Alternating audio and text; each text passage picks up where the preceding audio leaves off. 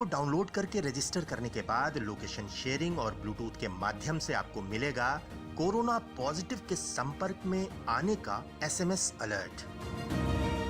साथ ही आप पा सकते हैं सेल्फ टेस्टिंग और सेल्फ आइसोलेशन से जुड़ी जरूरी सूचनाएं। याद रखिए, आपका स्मार्टफोन ही बन जाएगा कोरोना के विरुद्ध आपका सबसे विश्वसनीय मित्र, यदि उसमें रहेगा आरोग्य सेतु ऐप। लॉकडाउन के साथ भी, लॉकडाउन के बाद भी, क्योंकि कोरोना को हराना है। मन की बात आकाशवाणी के माध्यम से माननीय प्रधानमंत्री श्री नरेंद्र मोदी अपने मन की बात साझा करेंगे। तो आइए सुनते हैं प्रधानमंत्री जी से मन की बात। मेरे प्यारे देशवासियों, नमस्कार। कोरोना के प्रभाव से हमारी मन की बात भी अछूती नहीं रही है। जब मैंने पिछली बार आपसे मन की बात की थी, तब पैसेंजर ट्रेनें बंद थी, बसें बंद थी, हवाई सेवा बंद थी। इस बार बहुत कुछ खुल चुका है। श्रमिक स्पेशल ट्रेनें चल रही हैं, अन्य स्पेशल ट्रेनें भी शुरू हो गई हैं। तमाम सावधानियों के साथ हवाई जहाज उड़ने लगे हैं। धीरे धीरे उद्योग भी चलना शुरू हुआ है। यानी अर्थव्यवस्था का एक बड़ा हिस्सा अब चल पड़ा है, खुल गया है। ऐसे में हमें और ज्यादा सतर्क रहने की आवश्यकता है। 2 गज की दूरी का नियम हो, मुंह पर मास्क लगाने की बात हो सके तो वहाँ तक घर में रहना हो, ये सारी बातों का पालन, उसमें जरा भी ढिलाई नहीं बरतनी चाहिए। देश में सबके सामूहिक प्रयासों से कोरोना के खिलाफ लड़ाई बहुत मजबूती से लड़ी जा रही है। जब हम दुनिया की तरफ देखते हैं तो हमें अनुभव होता है कि वास्तव में भारतवासियों की उपलब्धि कितनी बड़ी है। हमारी जनसंख्या ज्यादातर देशों से कई गुना ज्यादा है। हमारे देश में चुनौतियां भी भिन्न प्रकार की हैं, लेकिन फिर भी हमारे देश में कोरोना उतनी तेजी से नहीं फैल पाया जितना दुनिया के अन्य देशों में फैला। कोरोना से होने वाली मृत्यु दर भी हमारे देश में काफी कम है। जो नुकसान हुआ है उसका दुख हम सबको है, लेकिन जो कुछ भी हम बचा पाए हैं वो निश्चित तौर पर देश की सामूहिक संकल्प शक्ति का ही परिणाम है। इतने बड़े देश में हर एक देशवासी ने खुद इस लड़ाई को लड़ने की ठानी है। ये पूरी मुहिम पीपल ड्रिवन है। साथियों, देशवासियों की संकल्प शक्ति के साथ एक और शक्ति इस लड़ाई में हमारी सबसे बड़ी ताकत है, वो है देशवासियों की सेवा शक्ति। वास्तव में इस महामारी के समय हम भारतवासियों ने ये दिखा दिया है कि सेवा और त्याग का हमारा विचार केवल हमारा आदर्श नहीं है, बल्कि भारत की जीवन पद्धति है। और हमारे यहाँ तो कहा गया है, सेवा परमो धर्मः। सेवा स्वयं में सुख है, सेवा में ही संतोष है। आपने देखा होगा कि दूसरों की सेवा में लगे व्यक्ति के जीवन में कोई डिप्रेशन या तनाव कभी नहीं दिखता। उसके जीवन में, जीवन को लेकर उसके नजरिए में भरपूर आत्मविश्वास, सकारात्मकता और जीवंतता प्रतिपल नजर आती है। साथियों, हमारे डॉक्टर्स, नर्सिंग स्टाफ, सफाई का सब जो सेवा कर रहे हैं, उसकी चर्चा मैंने कई बार की है। मन की बात में भी मैंने उसका जिक्र किया है। सेवा में अपना सब कुछ समर्पित कर देने वाले लोगों की संख्या अनगिनत है।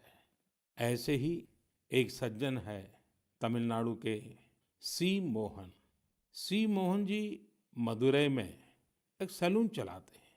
अपनी मेहनत की कमाई से इन्होंने अपनी बेटी की पढ़ाई के लिए 5 लाख रुपए बचाए थे, लेकिन इन्होंने ये पूरी राशि इस समय जरूरतमंदों, गरीबों की सेवा के लिए खर्च कर दी। इसी तरह अगरतला में ठेला चलाकर जीवन यापन करने वाले गौतम दास जी अपनी रोजमर्रा की कमाई की बचत में से हर रोज दाल चावल खरीदकर जरूरतमंदों को खाना खिला रहे हैं। पंजाब के पठानकोट से भी एक ऐसा ही उदाहरण मुझे पता चला। यहाँ दिव्यांग भाई राजू ने दूसरों की मदद से जोड़ी गई छोटी सी पूंजी से 3,000 से अधिक मास्क बनवाकर लोगों में बांटे। भाई राजू ने इस मुश्किल समय में करीब 100 परिवारों के लिए खाने का राशन भी जुटाया। देश के सभी इलाकों से विमेन सेल्फ हेल्प ग्रुप के परिश्रम की भी अनगिनत कहानियां इन दिनों हमारे सामने आ रही है। गांवों में, छोटे कस्बों में हमारी बहनें बेटियां हर दिन हजारों की संख्या में मास्क बना रही हैं। तमाम सामाजिक संस्थाएं भी इस काम में इनका सहयोग कर रही हैं। साथियों, ऐसे कितने ही उदाहरण हर दिन दिखाई और सुनाई पड़ रहे हैं। कितने ही लोग खुद भी मुझे नमो ऐप और अन्य माध्यमों के जरिए अपने प्रयासों के बारे में बता रहे हैं। कई बार समय की कमी के चलते मैं बहुत से लोगों का, बहुत से संगठनों का, बहुत सी संस्थाओं का नाम नहीं ले पाता हूँ। सेवा भाव से लोगों की मदद कर रहे ऐसे सभी लोगों की मैं प्रशंसा करता हूँ, उनका आदर करता हूँ, उनका तहे दिल से अभिनंदन करता हूँ। मेरे प्यारे देशवासियों, एक और बात जो मेरे मन को छू गई है वो है संकट की इस घड़ी में इनोवेशन। तमाम देशवासी गांवों से लेकर शहरों तक, हमारे छोटे व्यापारियों से लेकर स्टार्टअप तक, हमारी लैब्स कोरोना के खिलाफ लड़ाई में नए नए तरीके इजाद कर रहे हैं, नए नए इनोवेशन कर रहे हैं। जैसे नासिक के राजेंद्र यादव का उदाहरण बहुत दिलचस्प है। राजेंद्र जी नासिक में सतना गांव के किसान हैं। अपने गांव को कोरोना संक्रमण से बचाने के लिए उन्होंने अपने ट्रैक्टर से जोड़कर एक सैनिटाइजेशन मशीन बना ली है और ये इनोवेटिव मशीन बहुत प्रभावी तरीके से काम कर रही है। इसी तरह मैं सोशल मीडिया में कई तस्वीरें देख रहा था। कई दुकानदारों ने 2 गज की दूरी के लिए दुकान में बड़े पाइपलाइन लगा लिए हैं, जिसमें एक छोर से वो ऊपर से सामान डालते हैं और दूसरी छोर से ग्राहक अपना सामान ले लेते हैं। इस दौरान पढ़ाई के क्षेत्र में भी कई अलग अलग इनोवेशन शिक्षकों और छात्रों ने मिलकर किए हैं। ऑनलाइन क्लासेस, वीडियो क्लासेस, उसको भी अलग अलग तरीकों से इनोवेट किया जा रहा है। कोरोना की वैक्सीन पर हमारी लैब्स में जो काम हो रहा है उस पर तो दुनिया भर की नजर है और हम सबकी आशा भी। किसी भी परिस्थिति को बदलने के लिए इच्छा शक्ति के साथ ही बहुत कुछ इनोवेशन पर भी निर्भर करता है। हजारों सालों की मानव जात की यात्रा लगातार इनोवेशन से ही इतने आधुनिक दौर में पहुंची है। इसलिए इस महामारी पर जीत के लिए हमारी ये विशेष इनोवेशंस भी बहुत बड़ा आधार है। साथियों, कोरोना के खिलाफ लड़ाई का यह रास्ता लंबा है। एक ऐसी आपदा जिसका पूरी दुनिया के पास कोई इलाज ही नहीं है, जिसका कोई पहले का अनुभव भी नहीं है। तो ऐसे में नई नई चुनौतियां और उसके कारण परेशानियां हम अनुभव भी कर रहे हैं। ये दुनिया के हर कोरोना प्रभावित देश में हो रहा है और इसलिए भारत भी इससे अछूता नहीं है।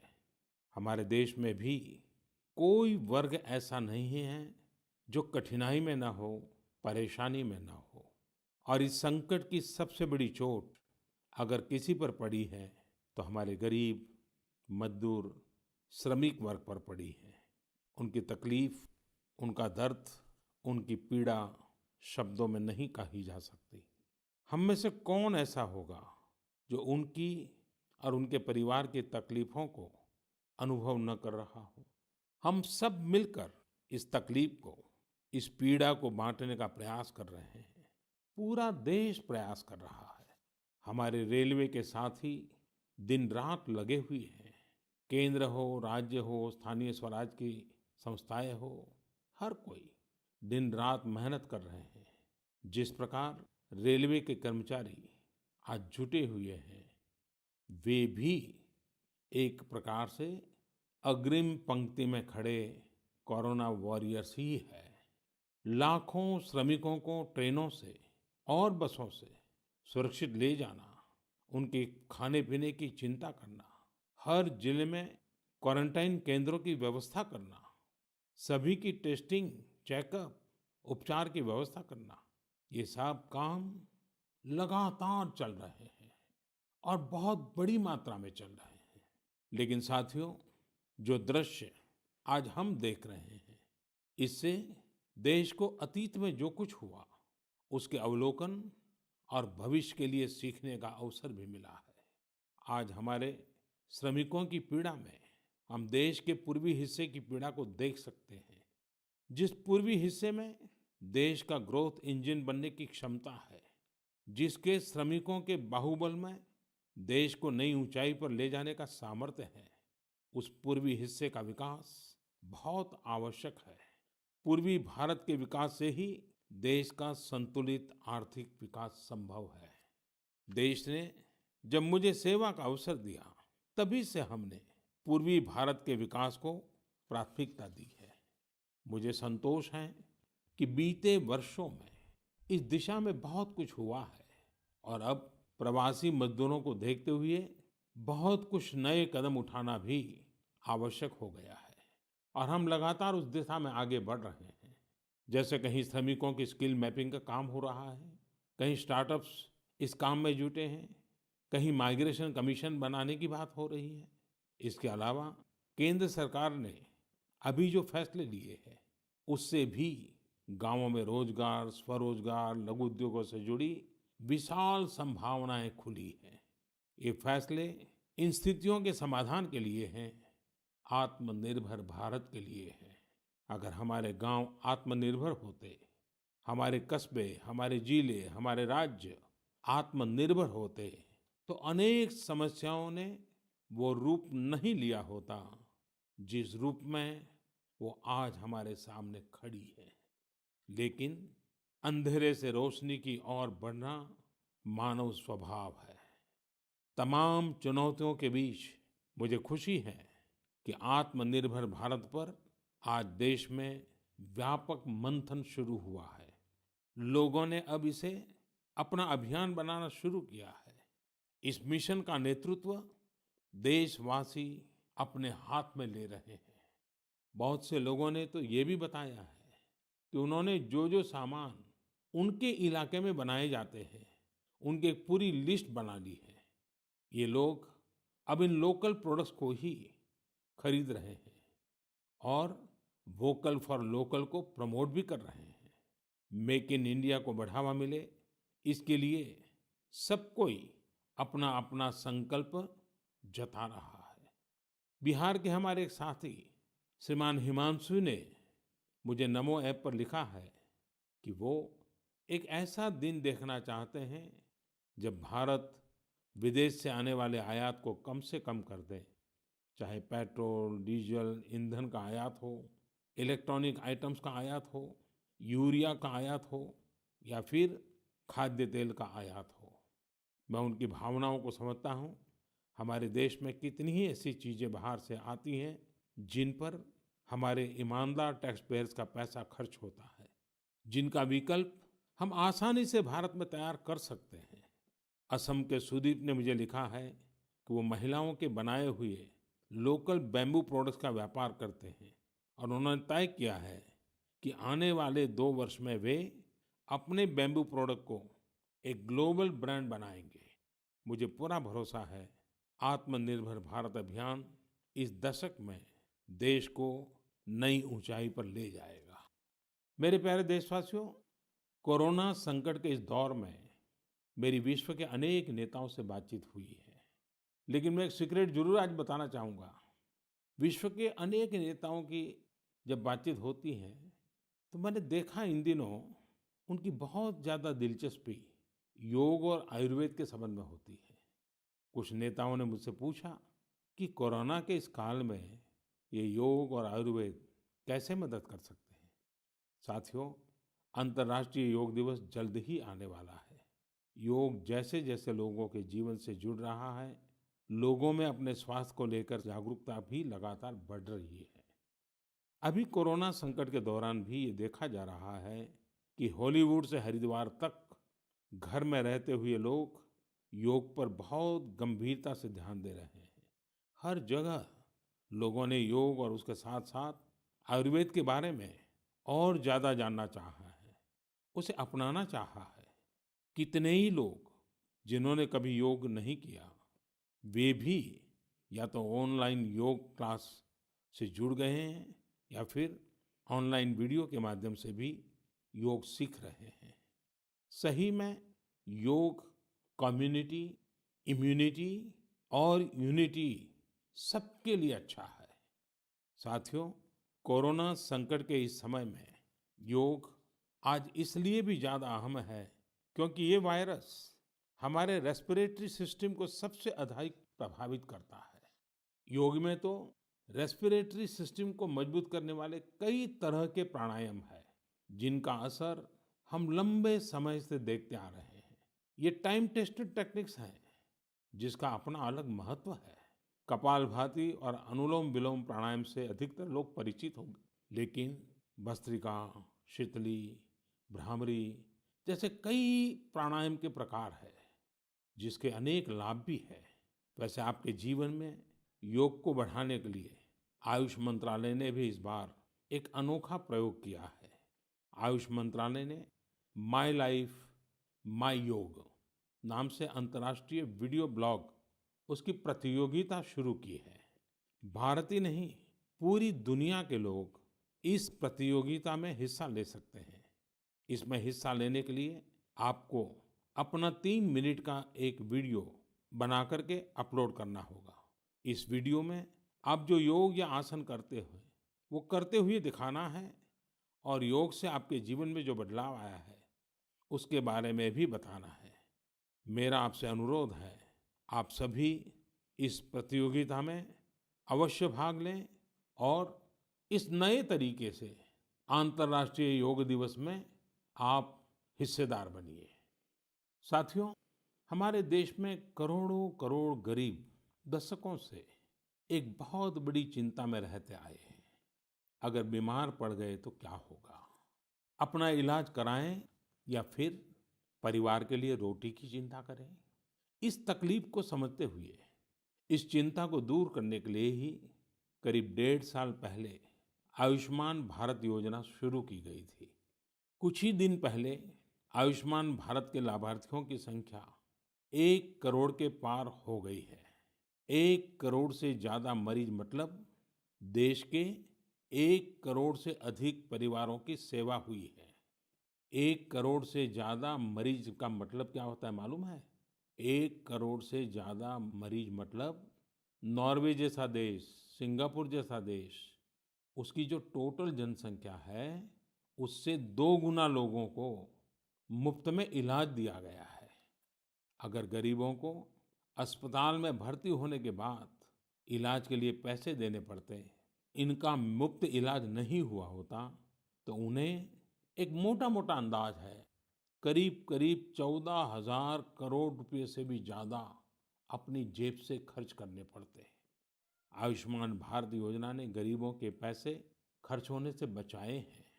मैं आयुष्मान भारत के सभी लाभार्थियों के साथ साथ मरीजों का उपचार करने वाले सभी डॉक्टरों, नर्सेस और मेडिकल स्टाफ को भी बधाई देता हूं।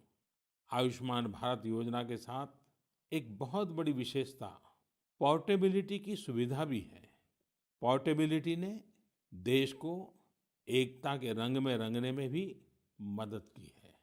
यानी बिहार का कोई गरीब अगर चाहे तो उसे कर्नाटका में भी वही सुविधा मिलेगी जो उसे अपने राज्य में मिलती। इसी तरह महाराष्ट्र का कोई गरीब चाहे तो उसे इलाज की वही सुविधा तमिलनाडु में मिलती। इस योजना के कारण किसी क्षेत्र में जहां स्वास्थ्य की व्यवस्था कमजोर है, वहां के गरीब को देश के किसी भी कोने में उत्तम इलाज कराने की सहूलियत मिलती है। साथियों, आप ये जानकर हैरान रह जाएंगे कि 1 करोड़ लाभार्थियों में से 80% लाभार्थी देश के ग्रामीण इलाकों के हैं। इनमें भी करीब करीब 50% लाभार्थी हमारी माताएं, बहनें और बेटियां हैं। इन लाभार्थियों में ज्यादातर लोग ऐसी बीमारियों से पीड़ित थे जिनका इलाज सामान्य दवाओं से संभव नहीं था। इनमें से 70% लोगों की सर्जरी की गई है। आप अनुमान लगा सकते हैं कि कितनी बड़ी तकलीफों से इन लोगों को मुक्ति मिली है। मणिपुर के चुराचांदपुर में 6 साल के बच्चे केलेनसांग, उसको भी इसी तरह आयुष्मान योजना से नया जीवन मिला है। केलेनसांग को इतनी छोटी उम्र में ब्रेन की गंभीर बीमारी हो गई। इस बच्चे के पिता दिहाड़ी मजदूर हैं और माँ बुनाई का काम करती हैं। ऐसे में बच्चे का इलाज कराना बहुत कठिन हो रहा था, लेकिन आयुष्मान भारत योजना से अब उनके बेटे का मुफ्त इलाज हो गया है। कुछ इसी तरह का अनुभव पुडुचेरी की अमूर्था वल्ली जी का भी है। उनके लिए भी आयुष्मान भारत योजना संकट मोचक बनकर आई है। अमूर्था वल्ली जी के पति की हार्ट अटैक से दुखद मृत्यु हो चुकी है। उनके 27 साल के बेटे जीवा को भी हार्ट की बीमारी थी। डॉक्टर्स ने जीवा के लिए सर्जरी की सलाह दी थी, लेकिन दिहाड़ी मजदूरी करने वाले जीवा के लिए अपने खर्च से इतना बड़ा ऑपरेशन करवाना संभव ही नहीं था। लेकिन अमूर्था वल्ली ने अपने बेटे का आयुष्मान भारत योजना में रजिस्ट्रेशन करवाया और 9 दिनों बाद बेटे जीवा के हार्ट की सर्जरी भी हो गई। साथियों, मैंने आपको सिर्फ 3-4 घटनाओं का जिक्र किया है। आयुष्मान भारत से तो ऐसी 1 करोड़ से अधिक कहानियां जुड़ी हुई है। ये कहानियां जीते जागते इंसानों की हैं। दुख तकलीफ से मुक्त हुए हमारे अपने परिवारजनों की है। आपसे मेरा आग्रह है, कभी समय मिले तो ऐसे व्यक्ति से जरूर बात करिएगा जिसने आयुष्मान भारत योजना के तहत अपना इलाज कराया हो। आप देखेंगे कि जब एक गरीब बीमारी से बाहर आता है तो उसमें गरीबी से लड़ने की भी ताकत नजर आने लगी है। और मैं हमारे देश के ईमानदार टैक्स पेयर से कहना चाहता हूँ, आयुष्मान भारत योजना के तहत जिन गरीबों का मुफ्त इलाज हुआ है, उनके जीवन में जो सुख आया है, संतोष मिला है, उस पुण्य के असली हकदार आप भी हैं। हमारा ईमानदार टैक्स पेयर भी इस पुण्य का हकदार है। मेरे प्यारे देशवासियों, एक तरफ हम महामारी से लड़ रहे हैं तो दूसरी तरफ हमें हाल में पूर्वी भारत के कुछ हिस्सों में प्राकृतिक आपदा का भी सामना करना पड़ा है। पिछले कुछ हफ्तों के दौरान हमने पश्चिम बंगाल और उड़ीसा में सुपर साइक्लोन अम्फान का कहर देखा। तूफान से अनेकों घर तबाह हो गए, किसानों को भी भारी नुकसान हुआ। हालात का जायजा लेने के लिए मैं पिछले हफ्ते उड़ीसा और पश्चिम बंगाल गया था। पश्चिम बंगाल और उड़ीसा के लोगों ने जिस हिम्मत और बहादुरी के साथ हालात का सामना किया है, प्रशंसनीय है। संकट की इस घड़ी में देश भी हर तरह से वहाँ के लोगों के साथ खड़ा है। साथियों, एक तरफ जहाँ पूर्वी भारत तूफान से आई आपदा का सामना कर रहा है, वहीं दूसरी तरफ देश के कई हिस्से टिड्डियों या लोकस्ट के हमले से प्रभावित हुए हैं। इन हमलों ने फिर हमें याद दिलाया है कि ये छोटा सा जीव कितना नुकसान करता है। टिड्डी दल का हमला कई दिनों तक चलता है। बहुत बड़े क्षेत्र पर इसका प्रभाव पड़ता है। भारत सरकार हो, राज्य सरकार हो, कृषि विभाग हो, प्रशासन भी इस संकट के नुकसान से बचने के लिए, किसानों की मदद करने के लिए आधुनिक संसाधनों का भी उपयोग कर रहा है। नए नए आविष्कार की तरफ भी ध्यान दे रहा है। और मुझे विश्वास है कि हम सब मिलकर के हमारे कृषि क्षेत्र पर ये जो संकट आया है, उससे भी लोहा लेंगे, बहुत कुछ बचा लेंगे। मेरे प्यारे देशवासियों, कुछ दिन बाद ही 5 जून को पूरी दुनिया विश्व पर्यावरण दिवस मनाएगी। विश्व पर्यावरण दिवस पर इस साल की थीम है बायोडायवर्सिटी, यानी जैव विविधता। वर्तमान परिस्थितियों में यह थीम विशेष रूप से महत्वपूर्ण है। लॉकडाउन के दौरान पिछले कुछ हफ्तों में जीवन की रफ्तार थोड़ी धीमी जरूर हुई है, लेकिन इससे हमें अपने आसपास प्रकृति की समृद्ध विविधता को, जैव विविधता को करीब से देखने का अवसर भी मिला है। आज कितने ही ऐसे पक्षी जो प्रदूषण और शोर शराबे में ओझल हो गए थे, सालों बाद उनकी आवाज को लोग अपने घरों में सुन रहे हैं। अनेक जगहों से जानवरों के उन्मुक्त विचरण की खबरें भी आ रही हैं। मेरी तरह आपने भी सोशल मीडिया में जरूर इन बातों को देखा होगा, पढ़ा होगा। बहुत लोग कह रहे हैं, लिख रहे हैं, तस्वीरें साझा कर रहे हैं कि वो अपने घर से दूर दूर पहाड़ियां देख पा रहे हैं, दूर दूर जलती हुई रोशनी देख रहे हैं। इन तस्वीरों को देखकर कई लोगों के मन में ये संकल्प उठा होगा, क्या हम उन दृश्यों को ऐसे ही बना रख सकते हैं? इन तस्वीरों ने लोगों को प्रकृति के लिए कुछ करने की प्रेरणा भी दी है। नदियाँ सदा स्वच्छ रहें, पशु पक्षियों को भी खुलकर जीने का हक मिले, आसमान भी साफ सुथरा हो, इसके लिए हम प्रकृति के साथ तालमेल बिठाकर जीवन जीने की प्रेरणा ले सकते हैं। मेरे प्यारे देशवासियों, हम बार बार सुनते हैं, जल है तो जीवन है, जल है तो कल है, लेकिन जल के साथ हमारी जिम्मेवारी भी है। वर्षा का पानी, बारिश का पानी, ये हमें बचाना है, एक एक बूंद को बचाना है। गांव-गांव वर्षा के पानी को हम कैसे बचाएं? परंपरागत बहुत सरल उपाय हैं। उन सरल उपाय से भी हम पानी को रोक सकते हैं। 5 दिन 7 दिन भी अगर पानी रुका रहेगा तो धरती माँ के पास बुझाएगा, पानी फिर जमीन में जाएगा, वही जल जीवन की शक्ति बन जाएगा। और इसलिए इस वर्षा ऋतु में हम सबका प्रयास रहना चाहिए कि हम पानी को बचाएं, पानी को संरक्षण करें। मेरे प्यारे देशवासियों, स्वच्छ पर्यावरण सीधे हमारे जीवन, हमारे बच्चों के भविष्य का विषय है। इसलिए हमें व्यक्तिगत स्तर पर भी इसकी चिंता करनी होगी। मेरा आपसे अनुरोध है कि इस पर्यावरण दिवस पर कुछ पेड़ अवश्य लगाएं और प्रकृति की सेवा के लिए कुछ ऐसा संकल्प अवश्य लें जिससे प्रकृति के साथ आपका हर दिन का रिश्ता बना रहे। हाँ, गर्मी बढ़ रही है, इसलिए पक्षियों के लिए पानी का इंतजाम करना मत भूलिएगा। साथियों, हम सबको ये भी ध्यान रखना होगा कि इतनी कठिन तपस्या के बाद, इतनी कठिनाइयों के बाद देश ने जिस तरह हालत संभाला है, उसे बिगड़ने नहीं देना है। हमें इस लड़ाई को कमजोर नहीं होने देना है। हम लापरवाह हो जाएं, सावधानी छोड़ दें, ये कोई विकल्प नहीं है। कोरोना के खिलाफ लड़ाई अब भी उतनी ही गंभीर है। आपको, आपके परिवार को कोरोना से अभी भी उतना ही गंभीर खतरा हो सकता है। हमें हर इंसान की जिंदगी को बचाना है।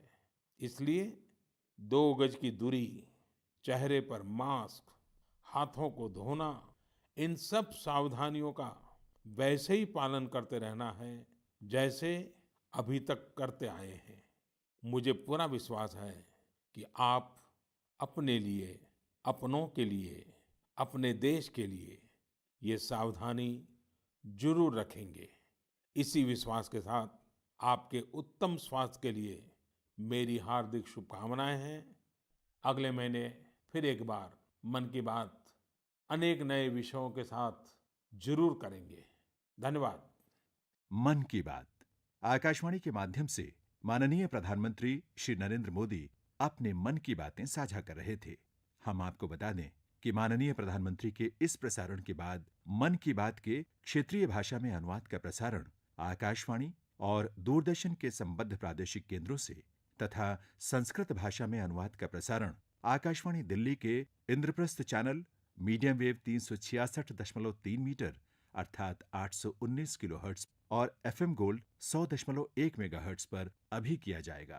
मन की बात के क्षेत्रीय भाषाओं का पुनः प्रसारण आज रात 8 बजे आकाशवाणी के संबद्ध प्रादेशिक केंद्रों से और अंग्रेजी अनुवाद का प्रसारण आकाशवाणी दिल्ली के राजधानी चैनल मीडियम वेव 450.5 मीटर और एफएम रेनबो 102.6 मेगाहर्ट्ज पर किया जाएगा। यह कार्यक्रम आकाशवाणी के दिल्ली केंद्र से प्रसारित किया गया।